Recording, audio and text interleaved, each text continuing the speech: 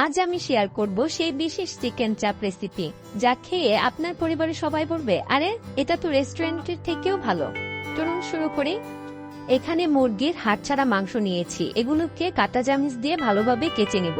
আপনারা চাইলে এটি শিলপাটা দিয়েও থেতু করে নিতে পারেন।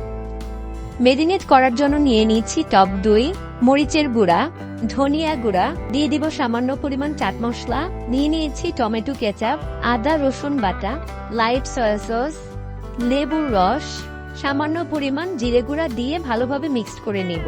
পর্যায়ে দিয়ে দিব সামান্য পরিমাণ লবণ। যেহেতু আমি সয়া সস ব্যবহার করেছি, সয়া সসে লবণ থাকে, সেই পরিমাণ করে লবণটা দিয়ে দিতে হবে। সামান্য পরিমাণে একটু তেলও দিয়ে দিতে হবে। আমার ক্লিপটি কেটে গিয়েছে, এর জন্য আমি এটি দিতে পারিনি। আমি কিন্তু অফ ক্যামেরায় দিয়ে দিয়েছি। এবার এগুলোকে মেরিনেট করে রেখে দিব। ভালোভাবে মিক্সড করে 2 থেকে 3 ঘন্টার জন্য রেখে দিব। আপনাদের যদি হাতে সময় না থাকে তাহলে অ্যাটলিস্ট আধা ঘন্টা আপনারা মেরিনেট করে রেখে দিবেন। এটি মাংসকে নরম এবং মজাদার করবে। ফিরে এলাম মাংসগুলো মেরিনেট হয়ে যাওয়ার পরে।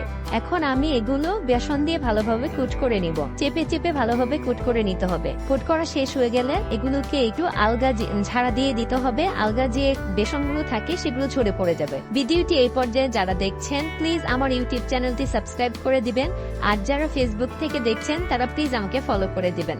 দেখুন চিকেন চাপগুলো এবার ফ্রাই প্যানে দিয়ে দিয়েছি। চিকেন চাপগুলো সবসময় কম আঁচে রান্না করুন, যাতে মাংসের ভিতরে মশলা ভালোভাবে ঢুকে যায় এবং গ্রেভি তেলের উপরে চলে আসে। চিকেনগুলো ভালোভাবে কুক হওয়ার জন্য আমি ঢাকনা দিয়ে ঢেকে দেব। দেখুন কমপ্লিট হয়ে গিয়েছে আমার চিকেন চাপ। এটি আমি রুমালি রুটি দিয়ে খাচ্ছি। রুমালি রুটি দিয়ে আমার চিকেন চাপ খেতে অসাধারণ লাগে। আপনাদের কাছে কি দিয়ে খেতে বেশি ভালো লাগে কমেন্ট করে জানাতে ভুলবেন না। তাহলে আমি খাই, আপনারাও রেসিপিটি বানিয়ে ফেলুন জলদি। আজকের মতো বিদায় নিচ্ছি। আল্লাহ হাফেজ।